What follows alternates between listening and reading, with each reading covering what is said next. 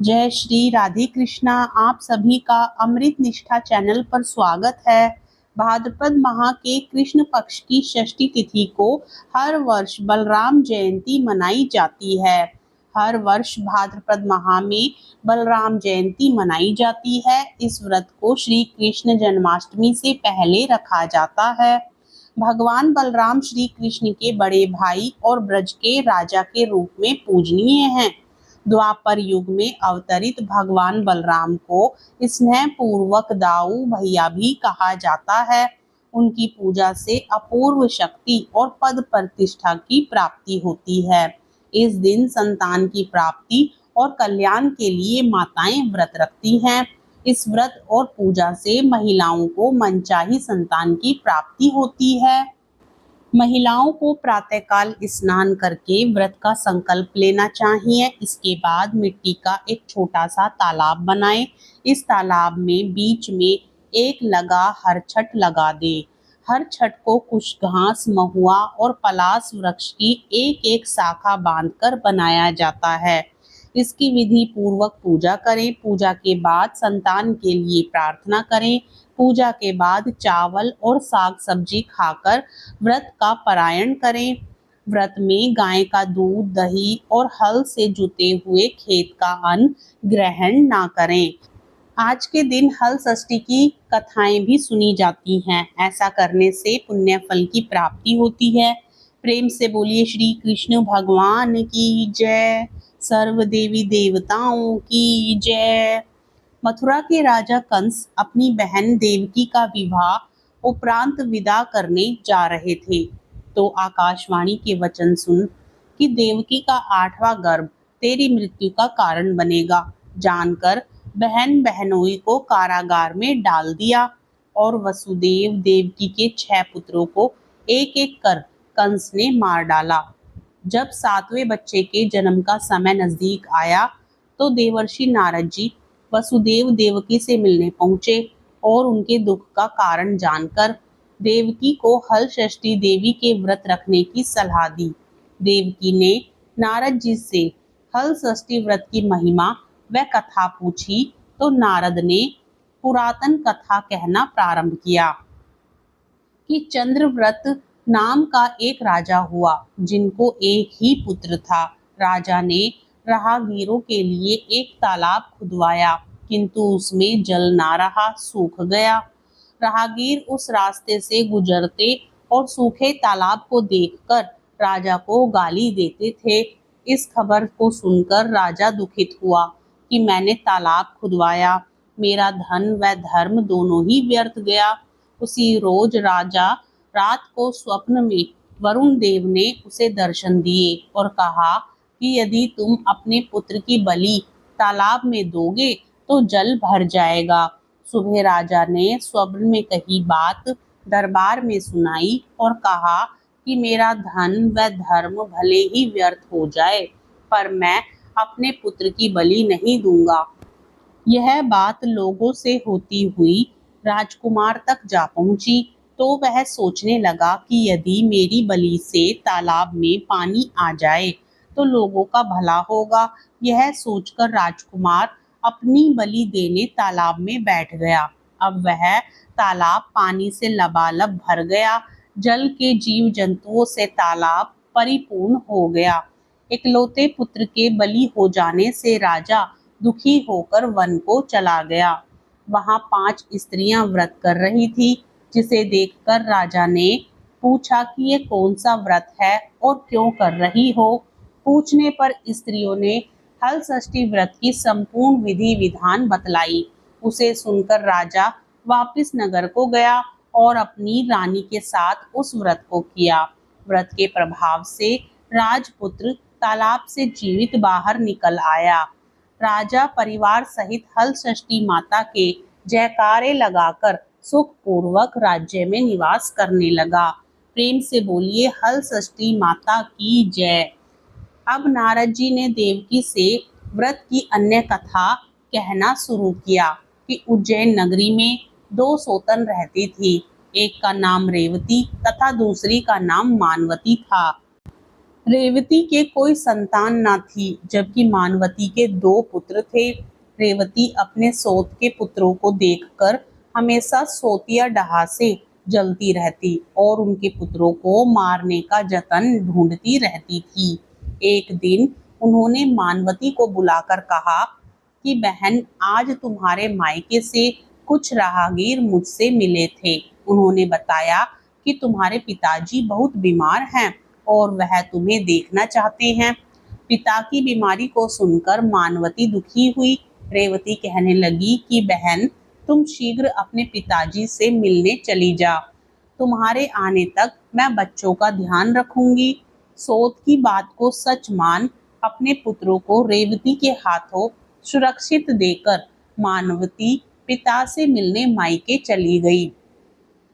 अब रेवती बच्चों को मारने का अच्छा मौका जानकर उन दोनों बच्चों को मारकर जंगल में फेंक आई। इधर मानवती जब मायके पहुंची तो पिता को स्वस्थ देखकर पिता से अपनी सोच की कही बातों को कह कुशल क्षेम पूछती है। अब मानवती के माता पिता ने अनहोनी के संदेह से पुत्री को जाने को कहते हैं, किंतु मानवती के माता ने कहा कि पुत्री, आज हल षष्ठी माता के व्रत का दिन है, अतः तुम भी पुत्रों की दीर्घायु की कामना से यह व्रत कर आज की जगह कल चली जाना। माता की सलाह मान मानवती पुत्रों की स्वस्थ कामना से हल षष्ठी माता का व्रत धारण कर दूसरे दिन अपने घर जाने को निकली। रास्ते में वही जंगल पड़ा और वहां अपने बच्चों को खेलते देख उनसे पूछती है कि तुम लोग यहाँ कैसे पहुँचे। तब पुत्रों ने बताया कि आपके चले जाने पर हमारी दूसरी माता रेवती ने मारकर यहाँ फेंक दिया था कि तभी एक दूसरी स्त्री ने हमें फिर से जिंदा कर गई। अब मानवती को समझते देर न लगी कि यह सब माता हलषष्ठी की कृपा से संभव है और माता की जयकार करती हुई घर को गई। नगर में मानवती के पुत्रों को पुनः जीवित देख और माता हलषष्ठी की महिमा जान सभी स्त्रियां हलषष्ठी व्रत करने लगी। प्रेम से बोलिए हलषष्ठी माता की जय। नारद जी ने देवकी से हलषष्ठी व्रत की और कथा कहना प्रारंभ किया कि दक्षिण में एक सुंदर नगर है। वहाँ एक बनिया अपनी भार्या के साथ रहता था। दोनों पति पत्नी स्वभाव से बहुत अच्छे व संस्कारी थे। बनिया की पत्नी गर्भवती होती तो संतान को जन्म देती थी, किंतु भाग्यवश उनके संतान कुछ समय उपरांत ही मर जाती थी। इस प्रकार एक एक करके बनिए की पत्नी के 6 संतान मृत्यु को प्राप्त हो गई। इस कारण दोनों पति पत्नी बहुत दुखी होकर मरने के उद्देश्य से घर से निकलकर वन की ओर चले गए। वहां जंगल में एक साधु से उनकी भेंट हुई तो उन्होंने साधु से अपनी व्यथा कह सुनाई। साधु ने ध्यान लगाकर देखा कि बनिए की संतान कहाँ है। साधु ध्यान में यम, कुबेर, वरुण, इंद्रादि लोक में ढूंढा, किंतु जब वहां बनिए के बच्चे नहीं दिखे तो साधु ब्रह्मलोक को गए। वहां साधु ने बनिए के सारे संतान को देखकर उन्हें अपने माता पिता के पास लौटने का आग्रह किया। बच्चों ने वापस लौटने से मना करते हुए कहा कि मुनिवर, इससे पूर्व हम कई बार जन्म ले चुके हैं। हम किस किस माता पिता को याद रख उनके पास जाएं। हम जन्म, मृत्यु और गर्भ के चक्कर से अब मुक्त हैं, अतः अब नहीं जाना चाहते। तब साधु ने बनिया को दीर्घजीवी संतान प्राप्ति का उनसे उपाय पूछा। उन आत्माओं ने कहा कि यदि बनिया और उनकी पत्नी माता हलषष्ठी का व्रत रख पूजन कथा श्रवण कर अपने पुत्र को व्रत उपरांत जल से भीगा कपड़ा लगाए तो वह उनका बालक दीर्घजीवी होगा।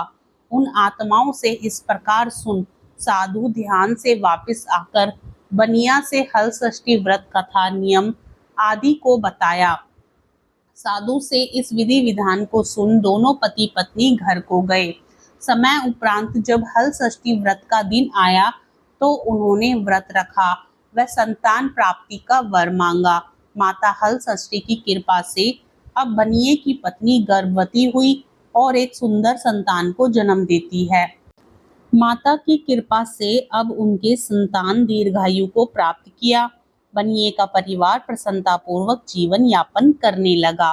प्रेम से बोलिए हलषष्ठी माता की जय। एक बार राजा युधिष्ठिर ने भगवान श्री कृष्ण से अत्यंत शोक संतप्त भाव से कहा, हे देवकी नंदन, सुभद्रा अपने पुत्र अभिमन्यु के मरणोपरांत शोक संतप्त है। वह अभिमन्यु की भार्या उत्तरा के गर्भ की संतान भी ब्रह्म अस्त्र के तेज से दग्ध हो रही है, क्योंकि दुष्ट अश्वत्थामा ने गर्भ को निस्तेज कर दिया। द्रौपदी भी अपने 5 पुत्रों के मारे जाने से अति दुखी है। अतः इस महादुख से उत्थान हेतु कोई उपाय बताएं। तब श्री कृष्ण जी ने कहा, राजन, यदि उत्तरा मेरे बताए इस अपूर्व व्रत को करे तो गर्भ का निस्तेज शिशु पुनर्जीवित हो जाएगा। यह व्रत जो भाद्रपद की कृष्ण पक्ष की षष्ठी पर भगवान शिव, पार्वती, गणेश व स्वामी कार्तिकेय की विधि विधान द्वारा पूजन, पुत्र पौत्र की अल्पायु व शोक के महादुख से मुक्ति प्रदाता है। इस व्रत के संदर्भ में श्री कृष्ण ने राजा युधिष्ठिर को कथा बतलाते हैं कि पूर्व काल में सुभद्र नाम का राजा था, जिनकी रानी का नाम सुवर्णा था। राजा रानी एक हस्ती नामक पुत्र था। एक बार राजपुत्र हस्ती धाय माँ के साथ गंगा जी स्नान करने गया। बाल स्वभाववश हस्ती जल में खेलने लगा। तभी एक ग्राह ने उसे खींचते हुए जल के अंदर ले गया। इसकी सूचना धाय माँ ने जानकर रानी सुवर्णा से कह सुनाया। इस पर रानी ने क्रोधवश धाय के पुत्र को धधकते हुए आग में डाल दी। पुत्र शोक से व्याकुल धाय माँ निर्जन वन को चली गई और वन में एक सुनसान मंदिर के पास रहने लगी। वन में सूखा तृण, धान्य, महुआ आदि जो मिलता खाती और मंदिर में विराजित शिव, पार्वती, गणेश जी की पूजन कर दिन व्यतीत करने लगी। इधर नगर में एक अद्भुत घटना घटी कि धाय माँ का पुत्र आग की भट्टी से जीवित निकल आया और खेलने लगा। यह खबर पूरे नगर में फैलते हुए राजा रानी के पास जा पहुंची, तो उन्होंने इस घटना के विषय में पुरोहितों से पूछा। तभी सौभाग्य से वहां दुर्वासा ऋषि पहुंचे। राजा रानी ने ऋषि का पूजन कर धाय पुत्र के जीवित हो जाने का कारण पूछा, तो दुर्वासा जी ने कहा कि राजन, आपके डर से धाय जंगल में एकांत होकर व्रत रखती है। यह सब उसी के व्रत का प्रभाव है। अब राजा रानी सभी नगरवासियों के साथ दुर्वासा जी की अगुवाई में उस जंगल में धाय के पास उस व्रत के विषय में अधिक जानकारी पूछी। तब धाय ने कहा कि राजन, मैं पुत्र शोक से दुखित होकर यहाँ रहने लगी और यहाँ व्रत ग्रहण कर भगवान शिव, पार्वती, गणेश जी व स्वामी कार्तिकेय का पूजन कर सूखा तृण, धान्य, महुआ आदि खाकर रहने लगी। तब रात को मेरे स्वप्न में शिव परिवार के दर्शन हुए और उन्होंने वरदान दिया कि तुम्हारा पुत्र जीवित हो जाएगा। अब रानी ने व्रत की विधि विधान पूछा, तो दुर्वासा जी ने हलषष्ठी व्रत की संपूर्ण विधि विधान बतलाया। राजा रानी ने हलषष्ठी व्रत की महिमा जानकर व्रत को किया। व्रत के प्रभाव से राजपुत्र हस्ती ग्राह के चंगुल से छूटकर खेलते हुए नगर आया। अपने पुत्र को पाकर राजा रानी सुखी हुआ और धाय भी पुत्र के साथ प्रसन्न होकर निवास करने लगी। वहीं बालक हस्ती आगे चलकर परम प्रतापी हुआ और अपने नाम से हस्तिनापुर को बसाया। इस प्रकार भगवान श्री कृष्ण ने युधिष्ठिर हलषष्ठी व्रत की महिमा का ज्ञान देते हुए कहा कि हलषष्ठी व्रत पहले नारद जी से सुन। मेरी माता देवकी ने इस व्रत को सबसे पहले किया, जिसके प्रभाव से उनके आने वाली संतान की रक्षा हुई। अब भगवान श्री कृष्ण से सुन, युधिष्ठिर ने इस व्रत को उत्तरा द्वारा करवाया। व्रत के प्रभाव से अश्वत्थामा द्वारा नष्ट हुआ गर्भ पुनः जीवित हो गया तथा प्रसव पश्चात बालक का जन्म हुआ, जो कालांतर में राजा परीक्षित नाम से प्रसिद्ध हुआ। दूसरी कथा के अनुसार प्राचीन काल में एक ग्वालिन थी। उसका प्रसव काल अत्यंत निकट था। एक ओर वह प्रसव से व्याकुल थी तो दूसरी ओर उसका मन गो रस अर्थात दूध दही बेचने में लगा हुआ था। उसने सोचा कि यदि प्रसव हो गया तो गो रस यूं ही पड़ा रह जाएगा। यह सोचकर उसने दूध दही के घड़े सिर पर रखे और बेचने के लिए चल दी, किंतु कुछ दूर पहुंचने पर उसे असहनीय प्रसव पीड़ा हुई। वह एक झरबेरी की ओट में चली गई और वहां एक बच्चे को जन्म दिया। वह बच्चे को वहीं छोड़कर पास के गांवों में दूध दही बेचने चली गई। संयोग से उस दिन हल षष्ठी थी। गाय भैंस के मिश्रित दूध को केवल भैंस का दूध बताकर उसने सीधे साधे गांव वालों में बेच दिया। उधर जिस झरबेरी के नीचे उसने अपने बच्चे को छोड़ा था, उसके समीप ही खेत में एक किसान हल चला रहा था। अचानक उसके बैल भड़क उठे और हल का फल शरीर में घुसने से वह बालक मर गया। इस घटना से किसान बहुत दुखी हुआ, फिर भी उसने हिम्मत और धैर्य से काम लिया। उसने झरबेरी के कांटों से ही बच्चे के चिरे हुए पेट में टांके लगाए और उसे वहीं छोड़कर चला गया। कुछ देर बाद ग्वालिन दूध बेचकर वहां आ पहुंची। बच्चे की ऐसी दशा देखकर उसे समझते देर नहीं लगी कि यह सब उसके ही पाप की सजा है। वह सोचने लगी कि यदि मैंने झूठ बोलकर गाय का दूध ना बेचा होता और गांव की स्त्रियों का धर्म भ्रष्ट ना किया होता तो मेरे बच्चे की यह दशा ना होती। अतः मुझे लौटकर सब बातें गांव वालों को बताकर प्रायश्चित करना चाहिए। ऐसा निश्चय कर वह उस गांव में पहुंची जहां उसने दूध दही बेचा था।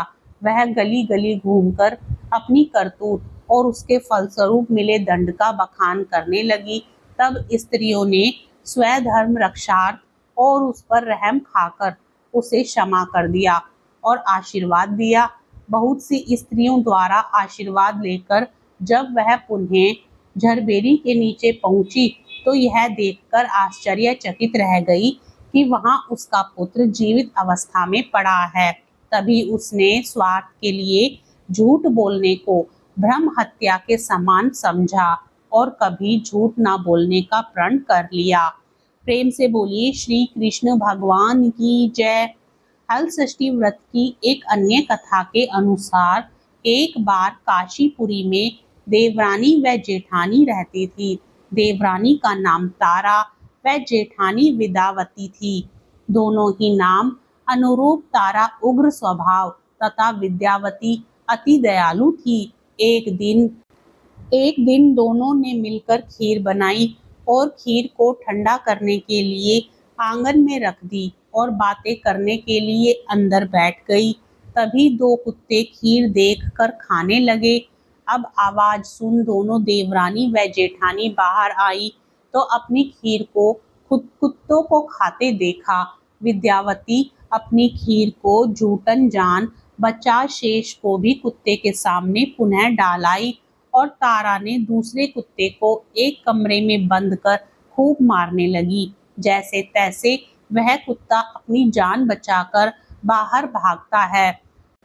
दूसरे दिन दोनों कुत्ते एक जगह मिलते हैं और एक दूसरे का हाल पूछते हैं। इस पर विद्यावती के खीर खाने वाला कुत्ता कहता है कि वह स्त्री तो बहुत ही दयालु थी, उसने मुझे मारा नहीं बल्कि बची हुई खीर भी मुझे खाने को दे दी। ईश्वर करे कि जब मेरा दूसरा जन्म हो तो मैं उसकी संतान बनूं और उसकी खूब सेवा करूं। अब दूसरा कुत्ता कहता है कि मैं भी उसी औरत का संतान बनूं जिससे कि मैं उससे बदला ले सकूं। उस दिन हल षष्ठी का व्रत था। तारा की मार से बेदम वह कुत्ता मर गया। अगली हल षष्ठी व्रत के दिन तारा ने एक पुत्र को जन्म दिया। जन्म के बाद वह बालक अगली हल षष्ठी व्रत के दिन मर गया। इसी प्रकार तारा ने एक एक कर 5 पुत्रों को जन्म दिया। उनका पुत्र 1 साल बाद हल षष्ठी व्रत के दिन मर जाता था, जिससे तारा दुखित होकर हल षष्ठी माता से प्रार्थना करने लगी। उसी रात सपने में तारा ने वही कुत्ते को देखा जो उसकी मार से मरा था। कुत्ते ने सपने में तारा से कहा कि मैं तुमसे बदला लेने के उद्देश्य से तुम्हारा पुत्र बनकर आता हूँ और मरकर पुनः आता हूँ। जब तारा ने अपने अपराधों के लिए क्षमा मांगी तो उस कुत्ते ने कहा कि तुम हल षष्ठी माता का व्रत करो, जिससे तुम्हें दीर्घजीवी पुत्र की प्राप्ति होगी। सपने में कही विधि विधान अनुसार तारा ने अगली बार हल षष्ठी माता का व्रत किया और माता से आशीर्वाद मांगा। हल षष्ठी माता की कृपा से तारा ने दीर्घजीवी संतान को जन्म दिया और प्रसन्न पूर्वक जीवन यापन करने लगी। इधर विद्यावती ने भी हल षष्ठी माता का व्रत कर माता की कृपा से एक सुंदर सुशील पुत्र को जन्म दिया और सुखपूर्वक निवास करने लगी। प्रेम से बोलिए हल षष्ठी माता की जय। आप सभी को कथाएं अच्छी लगे तो वीडियो को लाइक जरूर करें। साथ ही इस प्रकार की कथाएं सुनने के लिए चैनल को सब्सक्राइब भी जरूर करें।